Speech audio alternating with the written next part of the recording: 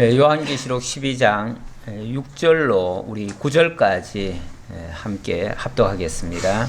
그 여자가 광야로 도망하며 거기서 1260일 동안 그를 양육하기 위하여 하나님께서 예비하신 곳이 있더라.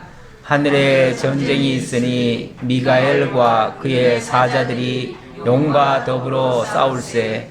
용과 그의 사자들도 싸우나 이기지 못하여 다시 하늘에서 그들이 있을 곳을 얻지 못한지라. 큰 용이 내쫓기니 옛뱀 곧 마귀라고도 하고 사탄이라고도 하며 온 천하를 꿰는 자라.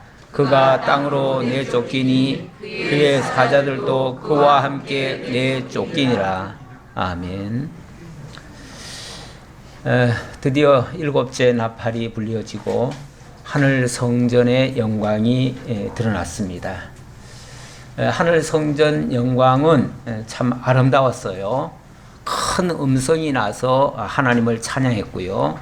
또 24장로가 그리스도의 영광을 찬양하는 모습이 보였기 때문에 그렇습니다. 그런데 그렇게 천상의 모습은 아름다웠는데 이 지상은 아우성입니다. 왜냐하면 붉은 용이 등장해서 하늘의 별 3분의 1을 떨어뜨리고 해를 입은 여자가 아이를 낳을 때에 그를 죽이려고 이렇게 설치는 그런 모습들이 보여서 그렇습니다. 바로 그 아이가 누구인가? 지난번에 장차 철장 권세로 만국을 쳐서 다스릴 남자라고 그랬습니다.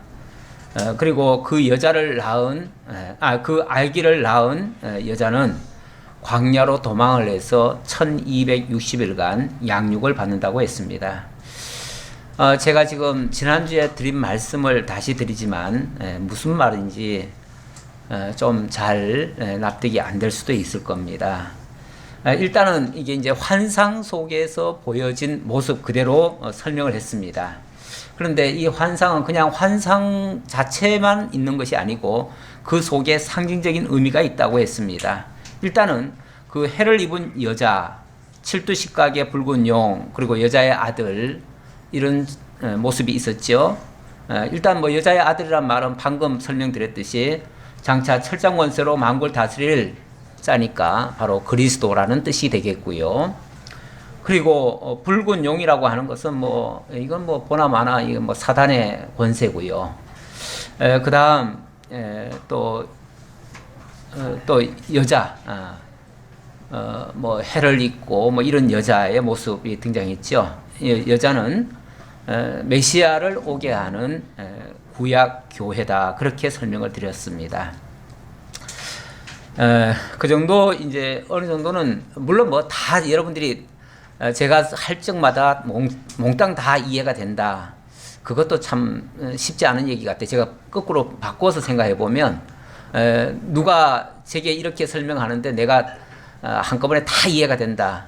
그렇지는 않는 것 같아요. 저도 그렇지는 못할 것 같은데 어쨌든 큰 흐름에서 이제 흐름이 이해가 되어지면 뭐 중간에 가다가 약간씩 걸리는 것들은 또 이게 반복이 되기 때문에 또 설명이 충분히 되리라 생각하고 계속 넘어갑니다.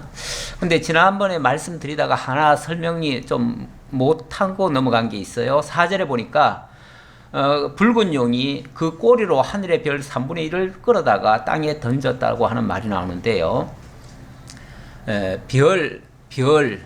하늘의 별 3분의 1을 끌어다가 땅에 던졌다. 이제 흔히 이 사탄에 대해서 어떻게 얘기를 하지요? 이 사탄에 대한 오해가 너무나 커가지고 제가 얘기를 해도 얼른 납득이 안 되는 이유 중에 하나는 지금까지 여러분들이 배운 그 사탄의 그 개념이 많이 잘못되어 있어서 그럴 수도 있어요.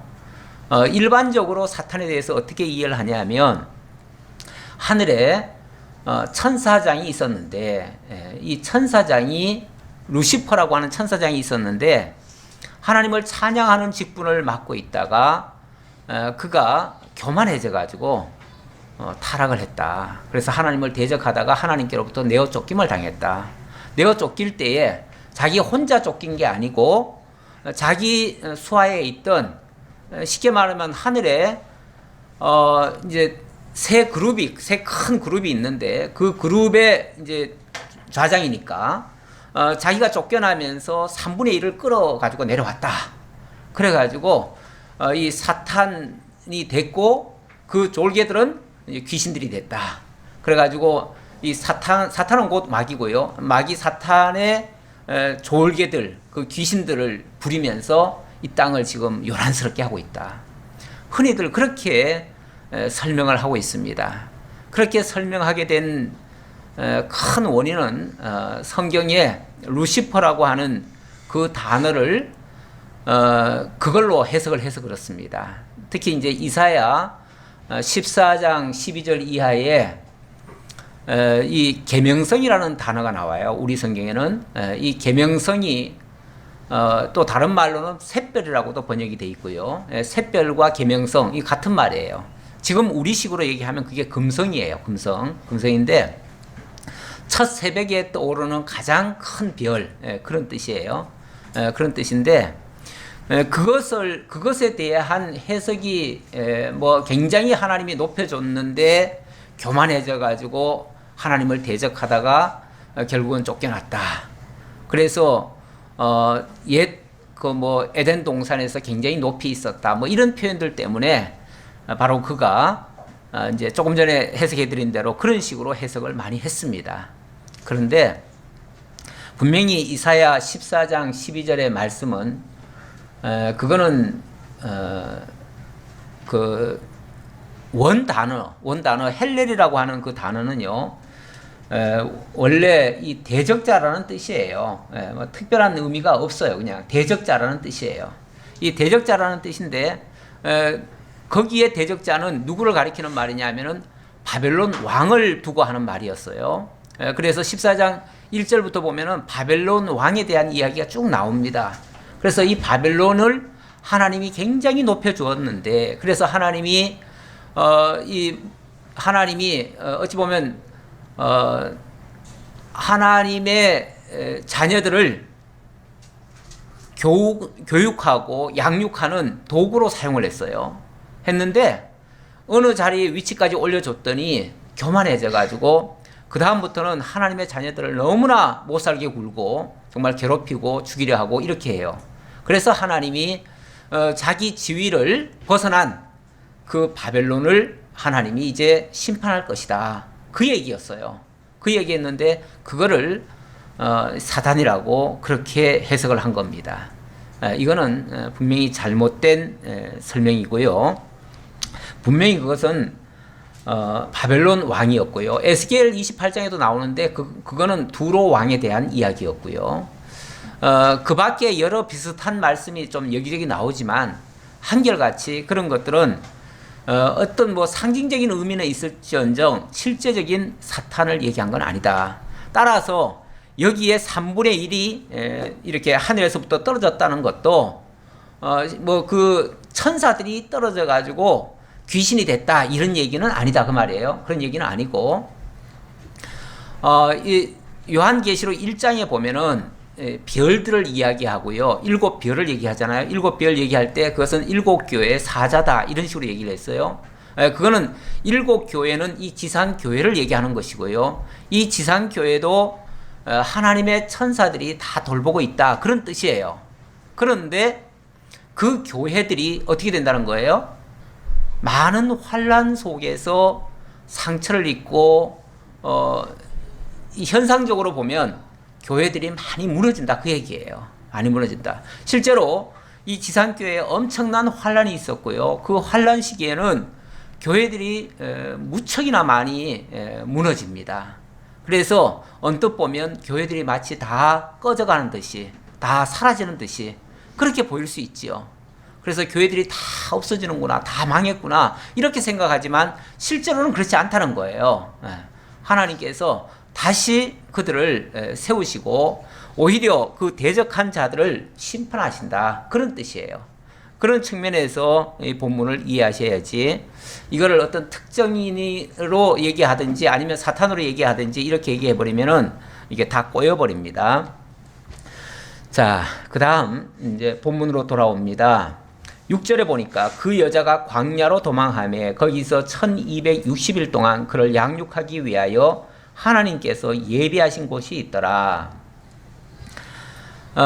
이 여자가 그러니까 아이를 낳은 여자죠. 그러니까 그 아이는 지난번에 바로 그리스도를 가리킨다고 했고요. 그 여자는 그 그리스도를 낳은 바로 구약 교회를 가리킨다고 했습니다.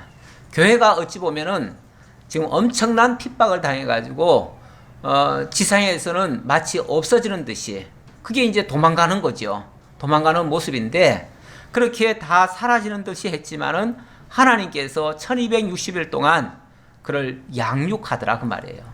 도망간 것이 실제로는 도망간 게 아니고 망한 것 같은 것이 실제로는 망한 것이 아니고 하나님께서 안전처로 이동을 시켜서 보호하시기 위해서 또 양육하기 위해서 그렇게 옮기신 것이었다 그 말이에요. 이 지상교회가 때때로 어려움을 겪을 때가 많았습니다. 그러면은 그때에 교회가 완전히 망하고 끝장났는가? 그렇지 않아요. 오히려 다른 측면에서 더욱 견고하게 굳건하게 세웁니다. 그래서 다시 빛을 보는 날은 오히려 교회가 크게 확산이 되어지고요. 그 복음이 널리 세상 끝까지 전파되어져 가는. 그러니까 원래 이 복음이 전파되는 곳마다 사실은 피해 역사가 있어요. 환란의 역사가 있어요. 분명히 핍박의 역사가 있지만 그것 때문에 교회가 쓰러진 적은 한 번도 없습니다. 물론 현상적으로는 쓰러졌어요. 그런데 얼마 안 가서 그 교회가 오히려 더욱 크게 확장이 되어졌어요. 그래서 핍박이 많을수록 환란이 많을수록 오히려 그 지역은 복음이 더욱 확산되는 이런 결과가 나타났어요. 그러니까 이 교회는 절대로 이 악한 자들의 그 공격에 의해서 망가지는 법이 없다. 잠시는 피할 수 있어요. 잠시는 피할 수 있는데 그것은 하나님께서 안전하게 보호하시면서 양육하기 위한 그런 절차였다. 과정이었다. 그 말이에요. 그리고 여기 1260일이라는 말이 나오는데 지난번에 또 48달인가요? 예, 그 말도 나왔지요. 예. 그게 같은 말이에요. 예, 왜냐하면은 1260일이 3년 6개월이고요. 3년 6개월이 48달이고요. 48달이 또 달리 표현하면은 또 한 때와 두 때와 반 때 이렇게도 표현되는데 그거 다 따져보면은 합해보면은 그게 1260일이에요. 1260일. 그러니까 이 1260일이라고 하는 거는 어찌 보면 악한 자들이 회방 놓는 때예요. 현상적으로 보면은 악한 자들이 48달 동안 짓밟아요. 짓밟은 그 악한 권세를 가진 자들이 교회를 핍박하고 그리스도를 제거하고 이 정말 선한 것들을 다 무너뜨리려고 발악하는 때예요. 그때 교회는 잠시 무너지는 듯 해요. 그런데 알고 보니까 하나님께서 안전처로 이동을 해서 거기서 보호를 하더라 그 말이에요. 근데 이것을 제가 아까 다니엘서 7장을 묵상을 좀 했는데요. 그 다니엘서 7장에 보면은 이걸 또 뭐라고 표현을 하냐면 한 때와 두 때와 반 때 이렇게 얘기를 해요. 물론 그것을 총 합하면은 마찬가지로 1260일이 돼요. 그런데 거기에 한 때와 두 때와 반 때 이렇게 얘기하는 거 보면은 뭐죠? 이게 연속적이지 않다는 얘기예요.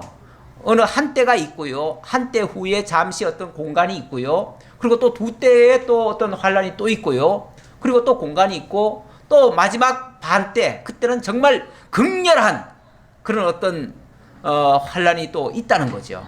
마지막 최후의 발악 같은 게 있다는 거죠. 그리고 나면 오히려 하나님의 나라가 완성되어지고 그 악한 자들은 완전히 심판 아래로 들어가게 된다. 그게 이제 그 다니엘서 7장 20절 7장 1절부터 계속 이어지는 말인데 제가 아까 묵상한 거는 7장 25절 이하를 했어요. 7장 24절부터 보면은 그런 얘기가 쭉 나옵니다. 제가 이제 다니엘서를 묵상한 이유는요.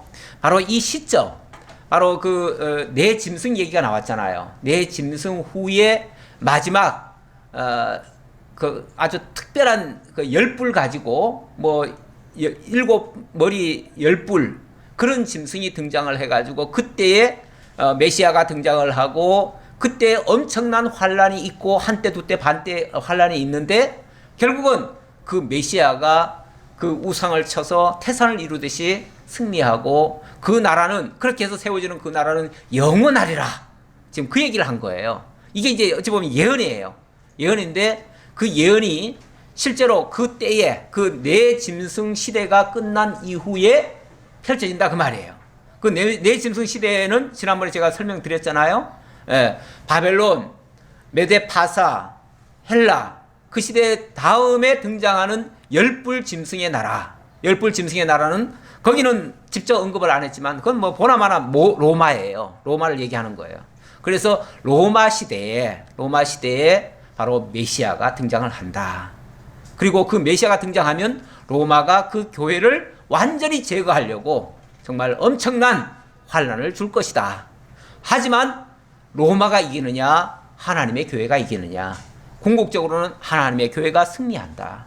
그리고 오히려 그 로마는, 그렇게 핍박했던 그 로마는 심판을 당할 것이다. 자, 이런 얘기예요.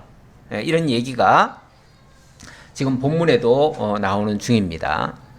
자, 그 다음 7절입니다. 하늘에 전쟁이 있으니 미가엘과 그의 사자들이 용과 더불어 싸울세 용과 그의 사자들도 싸우나 이기지 못하여 다시 하늘에서 그들이 있을 곳을 얻지 못한지라. 하늘에 전쟁이 터졌대요. 무슨 스타워즈 우주전쟁이 아니고요. 네, 하나님의 나라라고 일컬어질 수 있는 그 하늘에, 그 나라는 솔직히 우리가 볼 수도 없는 곳이지만 이 일반인들이 보통 얘기하는 우주전쟁하고는 전혀 차원이 달라요. 네, 그런데 거기에 전쟁이 벌어졌대요. 벌어졌는데 무슨 전쟁이냐면 미가엘과 그의 사자들이 용과 더불어 싸우는 전쟁이다. 용과 그의 사자들도 싸우더라. 그러니까 미가엘과 그의 천사들, 그리고 한편에서는 용과 그의 사자들, 이런 어떤 큰 대적이 싸우더라. 자, 그렇게 얘기를 해요. 자, 그리고 보면은 이 용이라고 하는 세력이 엄청난 세력인 건 틀림없고요. 정말 영물인 것도 틀림없습니다. 왜냐하면 하늘에서 전쟁을 일으킬 정도니까 영물인 거죠. 영물인데, 자, 그런데 그 용이, 그 다음 용의 그 정체부터 우선 잠깐 봅시다. 그 용이 9절에 보니까 큰 용이 네 쫓기니 옛뱀 곧 마귀라고도 하고 사탄이라고도 하며 온 천하를 꿰는 자라. 그가 땅으로 내쫓기니 그의 사자들도 그와 함께 내쫓기니라. 그런데 여기 큰 용이 내쫓겼다. 하늘에서 내쫓겼다. 그런데 그의 정체를 보니까 옛뱀이고 마귀라고도 하고 사탄이라고도 하더라. 그러니까 뭐죠? 용. 자, 한번 잠깐 볼까요? 자, 큰 용이라고 했습니다. 큰 용인데 큰 용의 정체를 보니까 옛 뱀이래요. 그 다음에 또 마귀라고도 하고 사탄이라고도 하더라. 그 말이죠. 그러니까 용은 곧 옛 뱀이고 옛 뱀은 곧 마귀요 사탄이더라 그 말이에요. 그런데 이제 언뜻 들으면은, 그리고 이 큰 용이 지금 하늘에서 내어 쫓겼대요. 하늘에서 내어 쫓겼으니까 이게 지금 이게 지금 미가엘이 천사장이거든요. 이 미가엘 천사장을 대적할 만한 세력이니까 이것도 천사장 중에 하나인가 보다 이렇게 오해하기가 딱 좋은데, 이 큰 용의 정체를 얘기하고 있습니다. 이 큰 용이라고 하는 거는 지금 시점, 이 지금 보여주는 이 시점이 어느 때를 얘기하는 거죠? 그렇죠. 이건 마지막 때를 얘기하는 거죠. 마지막 때. 마지막 때의 장면을 지금 천상의 모습을 지금 보여주는 거예요. 천상의 모습을 보여주는 건데, 천상의 모습이 마지막 때. 그리고 지금 여기 전쟁이 지금 벌어지고 있다는 거예요. 이거 좀 참고적으로 다시 한번 설명드리자면, 지금 하늘에서 전쟁이 났다고 했어요. 그런데 이 땅의 모든 일은 저 하늘과는 별개로 이 땅에서 펼쳐지고 있는 겁니까? 아니면은 저 천상의 일들이 이 땅에 반영되는 겁니까? 예, 그 후자예요. 왜냐하면 우리 주님께서도 그런 말씀하셨어요. 하늘에서 이룬 것 같이 땅에서도 이루어지이다. 하늘에서 이룬 것이 땅에서도 뭐 된다? 이루어질 것이다. 그 얘기예요. 그게 저 하늘에서 이루어진 것이 이 땅에서 이루어가는 것이 주의 뜻에 합당하게 일하는 일이기도 해요. 예. 그래서 지금 이 땅에 펼쳐지고 있는 것은 엄밀하게 말하면 이 땅의 일만이 아니고요. 하늘에서 있는 것의 반영이라 이렇게도 말씀드릴 수가 있어요. 그렇다면 지금 이 땅에 뭐 굉장히 악한 세력들이 많이 지금 활개치고 있습니다. 세상이 굉장히 지금 복잡다단하게 지금 돌아가고 있는데 그 모습은 어찌 보면 저 하늘에서도 그런 일이 있었다라고 얘기할 수도 있는 거예요. 물론 우리가 지금 하늘을 본 적은 없어요. 본 적은 없는데 이 본 것은 지금 요한 사도가 보았고요. 요한 사도가 본 거를 우리한테 지금 들려준 거예요. 그래서 하늘에서도 이런 일이 있었구나 라는 정도로 알지요. 자, 그러면서 이 땅에 지금 펼쳐지고 있는 것은 이 하늘에서 이런 역사가 있었기 때문에 이런 일들이 지금 펼쳐지는구나 정도는 이제 알게 되는 거예요. 그런데 어쨌든 이 정체를 얘기할 때 용을 옛 뱀이라고 그랬습니다. 우리가 좀 솔직히 이 큰 용에 대해서는 잘 몰라요. 왜냐하면 이건 아직까지 우리가 지금 본 적도 없고, 물론 여기 성경에 근거는 있지만은 본 적이 없어요. 그래서 마지막 때에는 큰 용이 등장을 한다는데 아직은 용이 안 보여요. 지금 용이 있습니까? 용이라는 짐승을 세상 사람들도 뭐라고 그러냐면 이거는 상상의 동물이라고 그래요. 상상의 동물. 그래서 성경에는 분명히 기록되어 있지만 아직까지 용을 본 사람이 없어요. 그 실제라고 믿지도 않아요. 어쨌든 그런데 성경은 분명히 마지막 때에 예수님 재림하기 직전에 큰 용이 등장한다는 거예요. 등장하는데 그 용은 그때는 용으로 등장하지만 사실 과거에도 있었다는 거예요. 과거에 있었는데 뭘로 있었느냐? 아주 오래전에는 옛 뱀으로 있었고, 그리고 지금 이 시대에는 우리가 흔히 마귀 사탄이라고 하는 이 존재로 지금 존재하고 있다 그 얘기예요. 그러니까 마귀 사탄이라고 하면 마귀 사탄이 지금 눈에 보입니까? 가끔 본 사람도 있어요. 근데 막 뿔이 달렸대요. 시커멓고 뭐 그렇다는데 그거는 그 사람이 본 거고, 실제로는 마귀 사탄은 보이지 않아요. 왜냐하면 이게 영물이에요. 영물이에요. 영물이고, 물론 하나님이 영이시죠. 하나님이 영이신데, 영물이라고 하는 것은 영이신 하나님이 어찌 보면 당신 같은 속성을 가지고 있는 존재를 만들었다 그 말이에요. 만든 일종의 물질은 아니지만 물질과 같은 존재예요. 예. 그래서 하나님의 피조물이에요. 피조물. 영물이면서 피조물이에요. 왜 피조물이라고 하냐면은 옛 뱀이라고 그러잖아요. 옛 뱀. 옛 뱀이라면은 옛 뱀이 어디 등장하지요? 예, 창세기 3장 1절에 보면 그렇게 소개하고 있어요. 누가 한번 3장 1절 한번 찾아가지고 한번 잠깐 읽어보실래요? 뭐 다 하는 얘기지만은 제가 한번 확인을 시키기 위해서 말씀을 드립니다. 그런데 뱀은 여호와 하나님이 지으신 들짐승 중에 가장 강교하니라. 예, 우선 거기까지요. 자, 여기는 하나님이 지으신 들짐승 중에 가장 강교하다 그랬어요. 강교하다. 하나님이 지으신 들짐승 중에 그랬는데 이 표현이 사실은 조금 원어에 미치지는 못해요.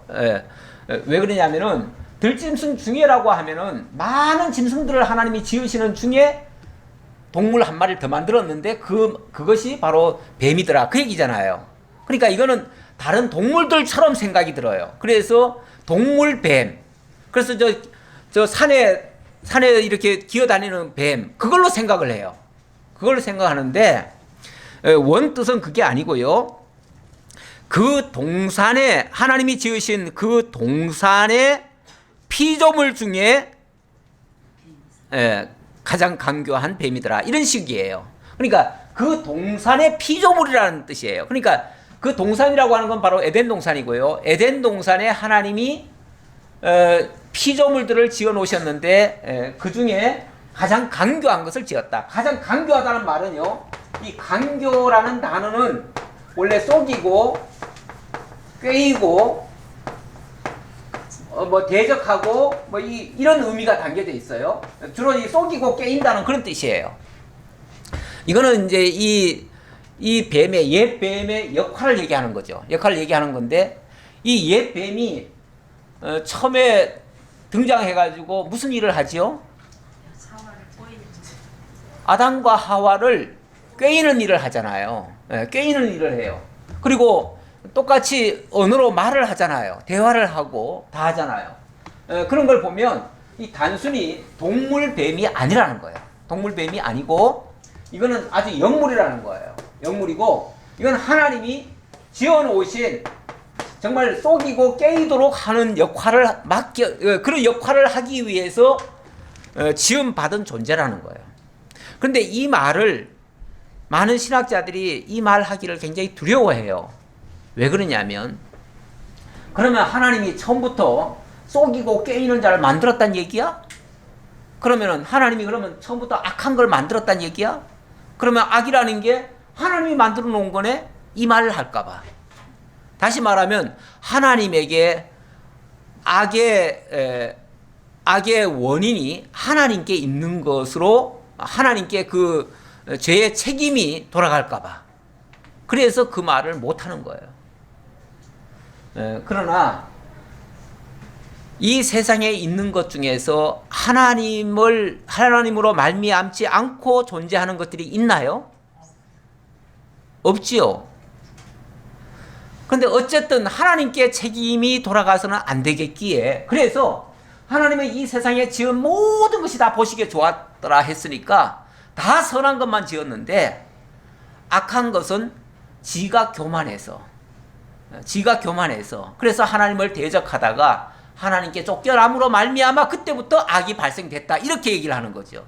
그렇게 되면 하나님에게는 책임이 없잖아요. 그렇죠? 네. 그런데 이제 거기까지 생각을 못하죠. 사실은 만약에 그렇게 주장해버리면요, 하나님이 그러면은 그 악한 일을 하도록, 그렇게 타락하도록, 대적하도록 막지 못했다는 하나님이 책임이 있잖아요. 왜 그 얘기는 왜 못해요? 근데 어쨌든 하나님께 책임이 돌아가는 것만 막으려고, 그래서 하나님은 당신을 찬송하라고 아름다운 천사장을 지어놨는데, 그 천사장이 하나님 찬송하다가 자기도 교만해져 가지고 하나님을 대적하고 말았다. 자기가 하나님 자리에 올라가고 싶어 가지고, 그래서 하나님 자리 넘보다가 내가 쫓겼다, 이렇게 얘기를 하는데, 이거는 너무 좀 오버한 거예요. 너무 과도하게 얘기한 거예요. 근데 그렇게 주장한 거는요, 사실은 원래 그 루시퍼라고 번역이 돼 있는데, 이 루시퍼라고 하는 단어가 원 성경에는 없어요. 원 성경에는 헬렌이라고 돼 있어요. 헬렌이라고 돼 있고, 이 헬렌이라는 단어는 대적자라는 뜻이고, 그런데 이걸 갖다가 루시퍼라고 번역을 한 거예요. 그것도 히브리어에서 헬라어로 번역하는 과정에서 일부 성경에서 그렇게 번역을 한 거예요. 번역을 했고, 그거를 신라권이라고 하는 그 소설에서 이걸 끌어와 가지고 이제 그 악의 원흉이 거기에 있는 것처럼 그렇게 설명을 하는 바람에 이게 많은 사람들에게 그렇게 알려져 버렸어요. 그래가지고 이 마귀론이 완전히 바뀌어져 버렸는데, 원래는 그렇지 않다는 거, 이 루시퍼라고 하는 단어는 원래 없다는 거, 이거 분명히 말씀드리고요. 루시퍼라고 하는 자체가 없어요. 이 단어 자체가 원어에는 없어요. 없는 거를 이거는 어떻게 보면 창작한 거다, 그렇게 말씀드릴 수 있고요. 그래서 절대 루시퍼는 아니다. 그러나 분명히 그 원래부터 강교하고 속이고 꾀이고 하는 존재는 있다. 그 있는 장면은요, 예를 들어서 욥기 1장에 보면은 뭐가 나와요? 욥기 1장에 보면은 그 속이는 자가 나오잖아요. 거기 마귀라고 돼 있나요? 예, 속이는 자가 나오잖아요. 나와가지고 뭐 합니까? 하나님한테 보고해. 예, 하나님 앞에 보고하잖아요. 하나님 앞에 보고하고 이 세상을 두루 다니면서 다 살피고 하나님께 보고하고, 그런데 이제 좋게 보고를 하는 게 아니고 어떻게 보고를 하죠? 나쁘게 얘기를 하죠. 자꾸 뭔가 이간질 시키듯이 그렇게 얘기를 하죠. 그러니까 하나님께서 그러면 네가 한번 해봐라. 생명만 건드리지 말고 네가 마음대로 한번 해봐라. 시험 삼아 다 해봐라. 그래서 시험하는 자죠. 시험하는 자. 사탄이라고. 사탄이라고 돼 있나요? 네. 그래서 그건 시험하는 자예요. 시험하는 자.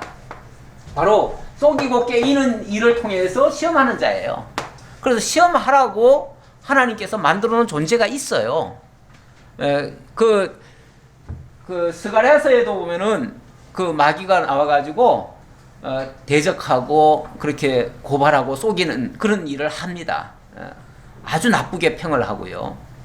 이런 역할은 원래부터 하는 자예요. 그렇게 하는 자를 하나님이 만들어 놨고요. 그 역할을 충실히 하고 있는 거예요. 처음에는 에덴 동산에서 아담과 하와를 속였고요. 그 다음에는 이 지상에 있는 하나님의 백성들을 속이려고 많은 인류를 속이려고 마귀 사탄의 역할을 하고 있는 거예요. 그러니까 이게 다른 존재가 아니라 그 시대마다 모양새는 달라요. 모양새는 다른데 똑같은 존재다 그 말이죠. 이런 존재가 마지막 주님이 오실 무렵 되면은 아주 큰 용의 모습으로 등장을 한다. 뭔가 보이는 아주 큰 모습을 아마 보일 것 같아요. 그러면은 그 용 앞에 모든 사람들이 다 무릎을 꿇습니다. 그리고 절을 하고 그 용의 그 모양을 만들어 놓고 섬기고 경배하는 이 장면이 나옵니다. 이제 좀 뒤에 가면 그 장면이 나올 거예요. 이런 식으로 뭔가 보여줘야 그런 게 나오지 않겠어요? 뭔가 위대한 능력, 아주 대단한 능력, 사람으로서는 도저히 할 수 없는 능력, 이런 역사를 이 용이 하는 거예요. 실제로 이제 앞으로 할 거예요. 뭐 죽이고 살리고 하는 일도 할 거고요. 그러면 그 표를 받고 그 무릎을 꿇고 다 그 경배하고 이렇게 할 거예요. 네. 그렇게 등장할 거다 그 말이에요. 그런데 그런 세력이 자 하나님 앞에서 사실은 있었다고 했어요. 욥기에서도 있었는데 지금 내어 쫓겼다 그 말이에요. 내어 쫓겼다. 하늘에 전쟁이 있으니 미가엘과 그의 사자들이 용과 더불어 싸울세. 용과 그의 사자들도 싸우나 이기지 못하여 다시 하늘에서 그들이 있을 곳을 얻지 못한지라. 다시는 하늘에서 있을 곳을 얻지 못했다. 이제 때가 되니까 완전히 내어 쫓겨서 이제 더 이상 그 하늘에서는 존재할 수 없는 상태가 됐다. 큰 용이 내어 쫓기니 곧 옛뱀 곧 마귀라고도 하고 사탄이라고도 하여 온 천하를 꿰는 자라. 그가 땅으로 내쫓기니 그의 사자들도 그와 함께 내쫓기니라. 그래서 지금 이 마귀 사탄의 역사가 이 땅에 가득히 지금 펼쳐지고 있습니다. 그래서 이 세상이 지금 사실은 선한 일이 펼쳐지는 것보다 악한 일이 펼쳐지는 일들이 참 많아요. 너무너무 정말 시끄럽죠. 요즘은 한국을 둘러싸고 있는 국제 정세도 굉장히 안 좋아요. 그리고 세상 사람들이 지금 굉장히 고통스럽게 지금 살아가고 있는 모습을 보이고 있는데, 그 유엔 인권위원회 그 식량 특별 조사관으로 활동했던 장 지글러라는 사람이 탐욕의 시대라고 하는 책을 썼어요. 근데 그 책에 보니까 그런 내용들이 있어요.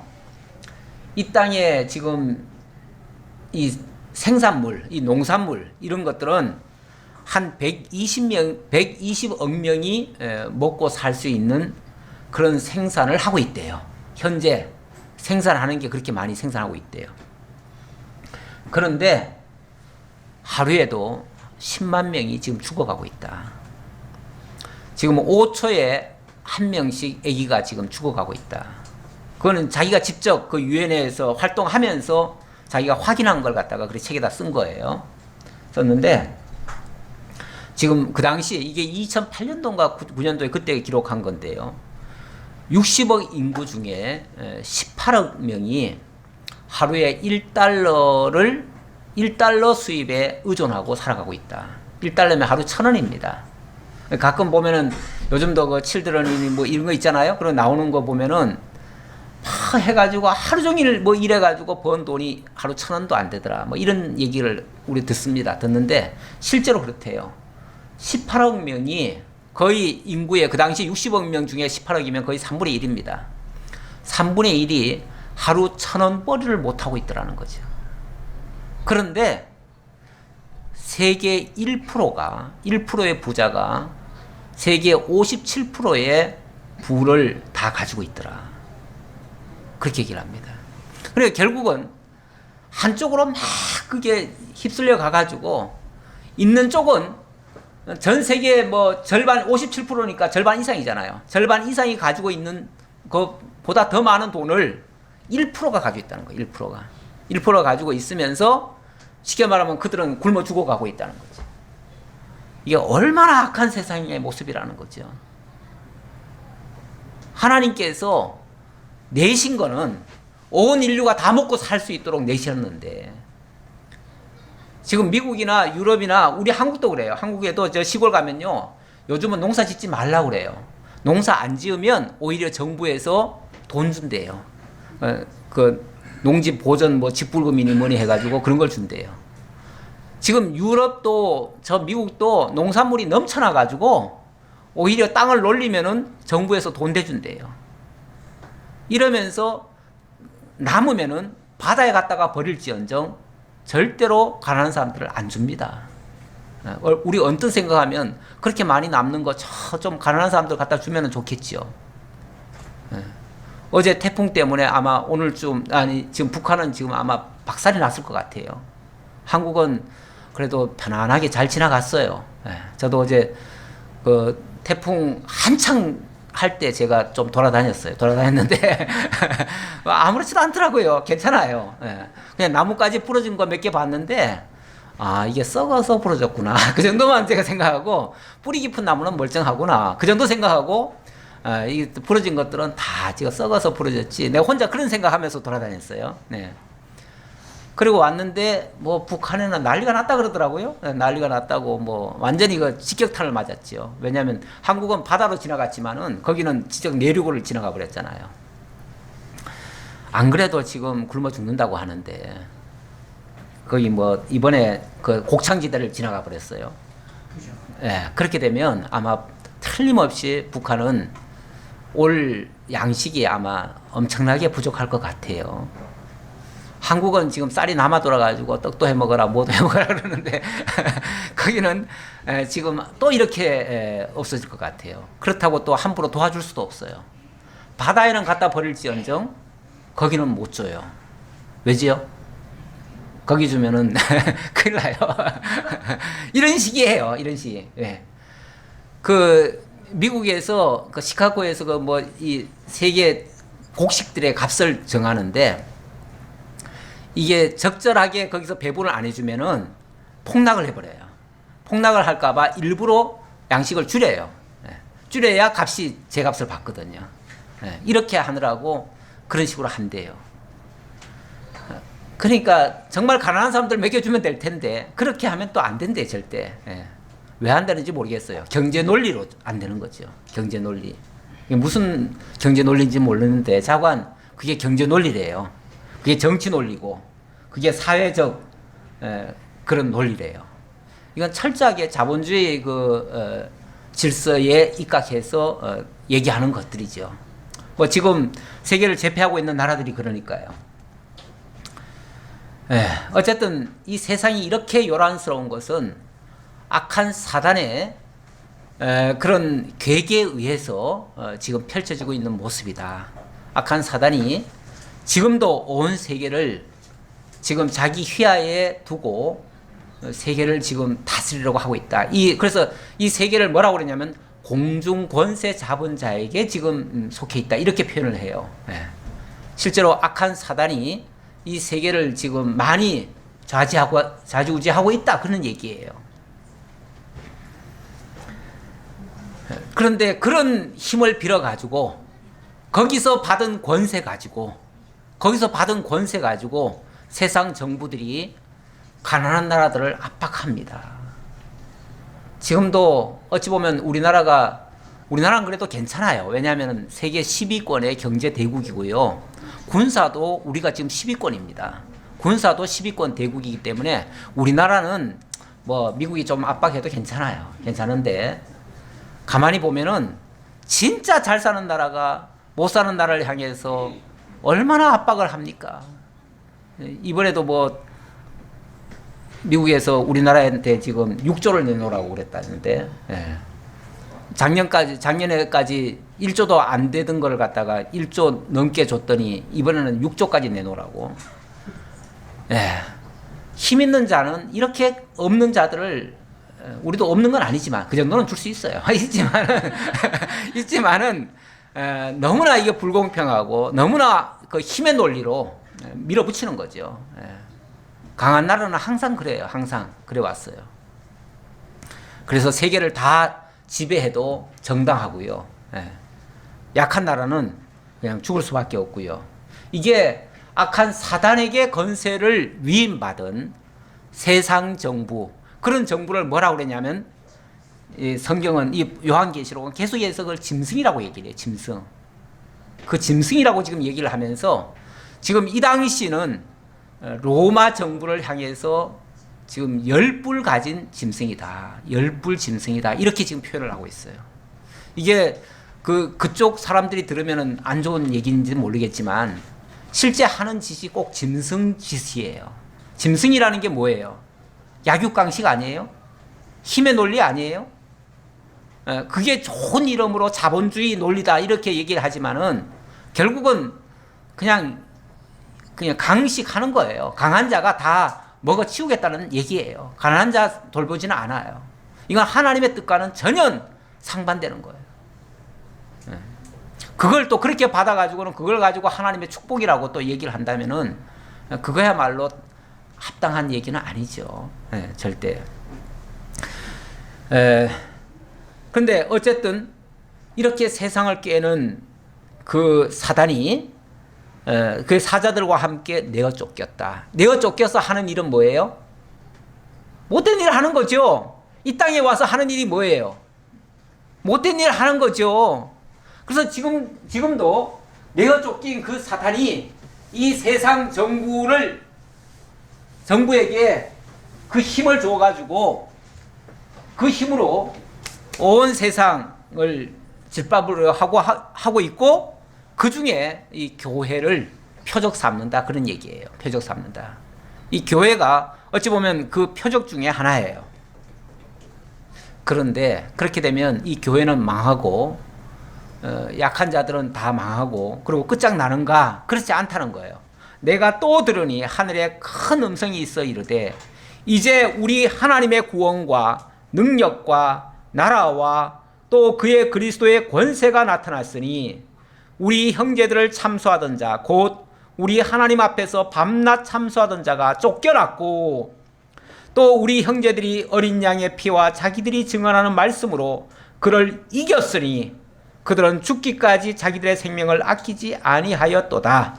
이게 지금 찬양의 내용이에요. 찬양의 내용인데, 자, 이 악한 사단의 권세가 그렇게 정말 전쟁을 하다가 내어 쫓기는, 그래가 쫓겨가지고 이 땅에서 엄청나게 괴롭히는 이 역할을 했지만은, 그러나 결과는 어떻다? 오히려 그 사단의 권세가 쫓겨나고 어린 양의 피와 자기들이 증언하는 말씀으로써 그를 이겼다. 교회가 승리했다, 그 말이죠. 교회가 승리했다. 교회가 그 악한 사단의 권세에게 짓눌려 가지고 망하는 것이 아니고 도리어 이겼다. 어떻게 이겼는가? 그 이기는 비결은 어린 양의 피와 자기들이 증언하는 말씀으로서 이겼다. 어린 양의 피, 그리고 말씀, 하나님의 언약의 말씀이죠. 그 언약의 말씀을 굳게 믿고 그 어린 양이 직접 피를 흘려주심으로, 그 어린 양이 직접 앞장서서 싸워주심으로 결국 이겼다. 그리스도의 십자가가 표면적으로는 패배 같지만은 실제적으로는 마귀의 머리를 깨부수는 일이었어요. 일찍이 창세기 3장 15절에 하나님께서 예언을 하셨어요. 무슨 예언을 했냐면 장차 여자의 후손이 올 것인데 그 뱀의 후손이 그 여자의 후손의 발을 물을 것이다. 하지만 그 여자의 후손은 뱀의 머리를 깨부실 것이다. 이렇게 얘기를 했어요. 발을 물을 정도니까 그거는 상처는 받죠. 상처는 받는데 그건 죽을 만한 상처는 아니에요. 바로 마귀가 예수를 죽이려고 십자가에 못 박기까지 했지만은 그거는 온전히 죽인 게 아니었어요. 오히려 그 십자가가 영원한 승리를 거두는 사건이었어요. 그래서 마귀를 완전히 박멸시키는 그러한 결과를 만들어냈다. 바로 그 사실을 믿는 그 교회도 그 하나님의 성도들도 마찬가지로 그 그리스도의 피와 또 그의 언약의 말씀 때문에 이겼다 그 말이죠. 그들은 죽기까지 자기들의 생명을 아끼지 아니하였도다. 죽기까지 자기의 생명을 아끼지 아니하였도다. 그러므로 하늘과 그 가운데 거하는 자들은 즐거워하라. 그러나 땅과 바다는 화 있을진저 이는 마귀가 자기의 때가 얼마 남지 않은 줄을 알므로 크게 분내어 너희에게 내려갔습니다. 그러므로 누구는 찬양하라? 하늘과 그 가운데 거하는 자들은 즐거워하라. 그러나 땅과 바다에 있는 자들에게는 뭐가 있을 것이다? 화가 있을 것이다. 우리는 지금 하늘에 있는 자입니까? 땅에 있는 자입니까? 땅에 발을 디디고는 살지요. 그러나 우리는 지금 저 하늘에 주소를 옮겨놓고 살고 있는 자들이에요. 하늘에 주소가 있어요. 여러분 주소가 어디 있어요? 여러분 주소 지금 이 땅에다가 지금 아파트 하나 사놓고 이게 내 영원한 내 처소다 이렇게 생각하시면 큰일 나요. 이거는 지금 어제는 태풍 한번 지나가고 말았지만 그건 경고예요. 그건 경고고 하나님께서 이제 어느 때가 되면 이 세상 나라를 이 세상 바다와 땅을 다 뒤집을 거예요. 한번 뒤집으시면 그때는 우리가 처소로 못 받고 있던 그 땅은 그 집은 흔적도 없어요. 없어질 거예요. 그러니까 이 땅에다가 우리의 목숨줄을 걸어놓은 사람들은 나중에 가면 화를 입을 수밖에 없어요. 그게 이제 사단에게 속해 있던 자들을 얘기하는 거예요. 사단에게 속해 있던 자들은 반드시 화를 입을 것이고 그 사단을 통해서 부를 축적하고 그 영광을 누렸던 자들은 반드시 화를 당할 수밖에 없고 정말 하늘에 속한 자들, 하나님의 자녀들, 하나님의 택한 백성들 그들은 분명히 즐거워할 수 있다. 그래서 이 땅에 비록 살지만은 우리의 주소가 하늘에 있다면 우리는 하나님의 하시는 모든 일들이 즐거워할 일이고 하나님을 찬양할 일이다. 이게 이제 천상에서 보여준 모습인데 이거는 반드시 앞으로 그렇게 된다라는 걸 지금 설명하는 거예요. 그러니까 이건 예언 같은 얘기예요. 우리에게는 천상에서 있었던 그 모든 일들이 이 지상에서 펼쳐질 일들에 대한 그 선행된 일들이에요. 선행된 일들이라서 반드시 그렇게 반영될 것이다. 우리는 그걸 믿기 때문에 이 땅에 현실적으로 지금 좀 어려움이 있을 수 있어요. 여러 가지 꼬일 수도 있고 일이 잘 안 풀릴 수도 있고 오히려 악한 자들이 더 잘 되는 것 같기도 하고 세상에는 수단 방법 안 가리는 사람들이 더 잘 될 수 있습니다. 틀림없이 있는데 그러나 그것은 잠시 잠깐이고요. 그래서 하나님께서는 악인들이 잘 될 때 부러워하지 말라. 왜냐하면 한순간에 그건 다 물거품처럼 바람에 날려가듯이 없어질 수 있다. 오히려 너희가 하늘에 속한 것으로 기뻐하라. 이렇게 얘기를 합니다. 자, 13절로 넘어갑시다. 13절. 용이 자기가 땅으로 내쫓긴 것을 보고 남자를 낳은 여자를 박해하는지라. 용이 자기가 땅으로 내쫓긴 것을 보고 남자를 낳은 여자를 박해하는지라. 그러니까 용의 끊임없이 활동하는 역할은 교회 핍박이에요. 교회를 무너뜨리려는 거예요.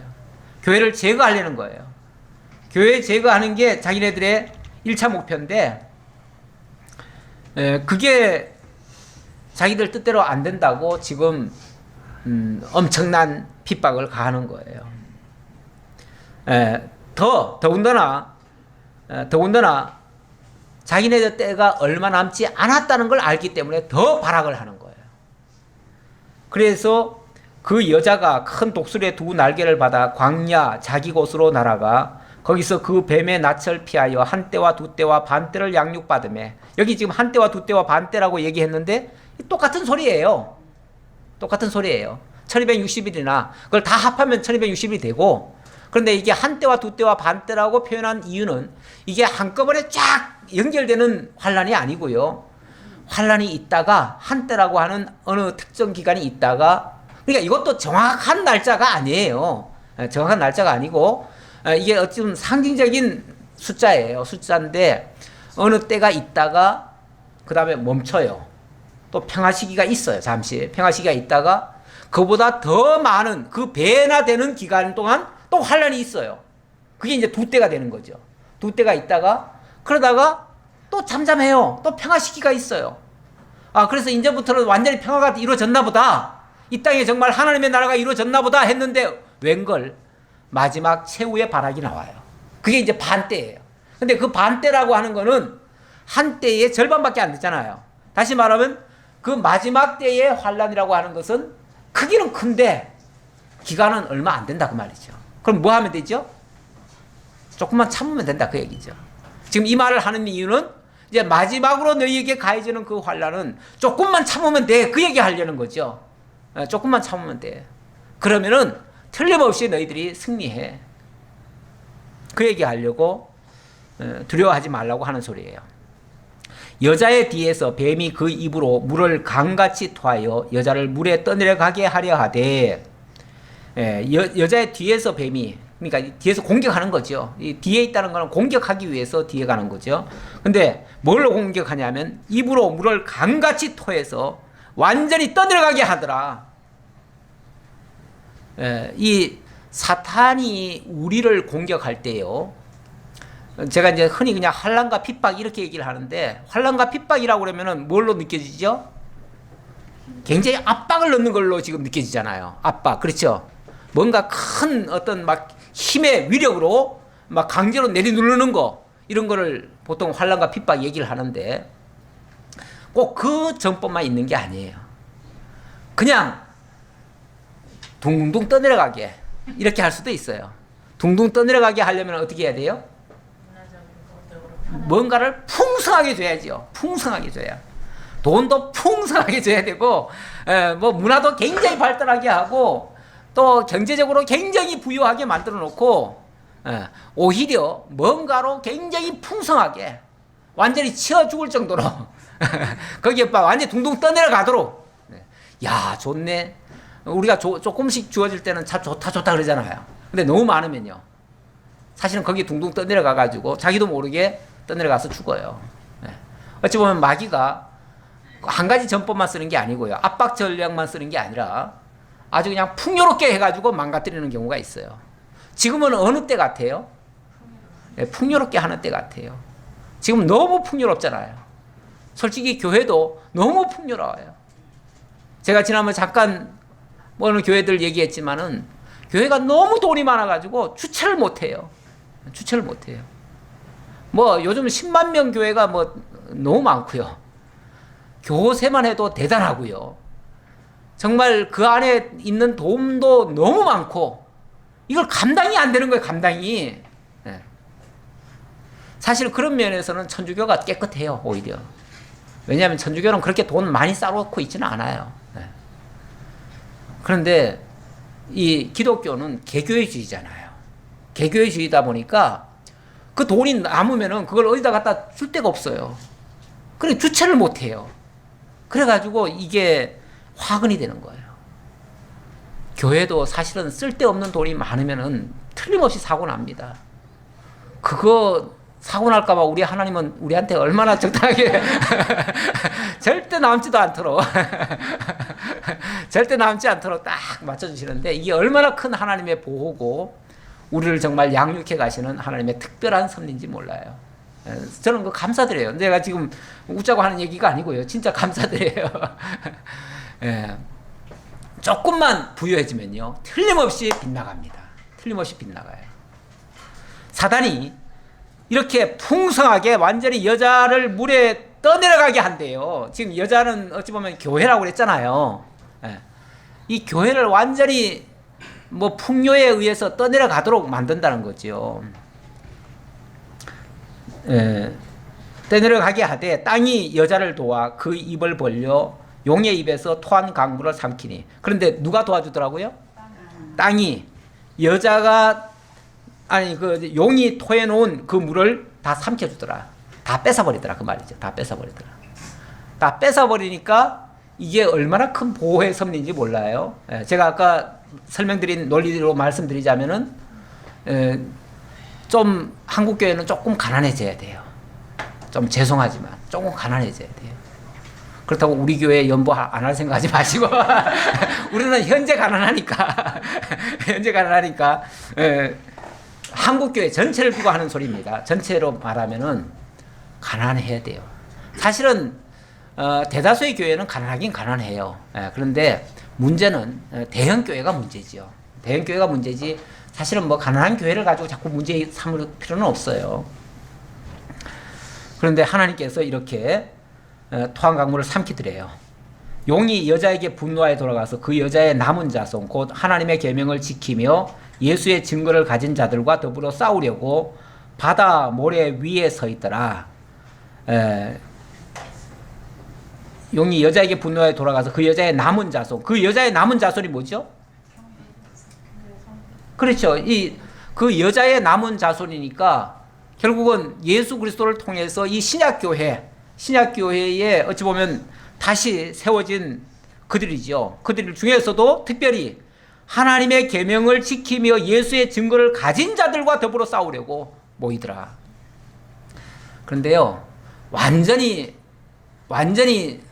사단도요, 자기 밥이 된 자들은요, 더 이상 간섭할 필요가 없어요. 핍박 안 줘요. 근데 누구를 핍박하죠? 예수의 증거를 가진 자들, 하나님의 계명을 지키면서 예수의 증거를 가진 자들, 그들을 대적하려고 서더라. 그러니까 어찌 보면 말씀대로 하는 교회들은 조금 사단의 공격이 좀 있을 수가 있고요. 이걸 그대로 만약에 적용을 해보면 오히려 마귀에게 푹 젖어 있는 자들은 마귀도 안 건드려요. 왜냐하면 이미 자기 밥인데 뭐 자기 밥을 뭐하러 자꾸 건드려요. 그거는 오히려 보호하지요. 마귀의 보호를 받는 곳들도 있을 수가 있어요. 그런 자들은 오히려 더 승승장구합니다. 왜 저렇게 이단들이 잘 될까? 이단들은 왜 저렇게 흥왕할까? 이단들은요, 사실은 마귀가 지금 키워주는 거예요. 키워주는 거예요. 그러니까 끊임없이 성장하는 그런 곳들의 모습은요, 사실은 거기는 핍박이 없어요. 핍박 없고 오히려 잘 되고요. 모든 일이 잘 풀려가요. 왜 저기는 어려움도 없을까? 그런데 왜 우리는 말씀대로 살려고 하는데 왜 이렇게 어려움이 있을까? 지극히 정상이에요. 기도하겠습니다.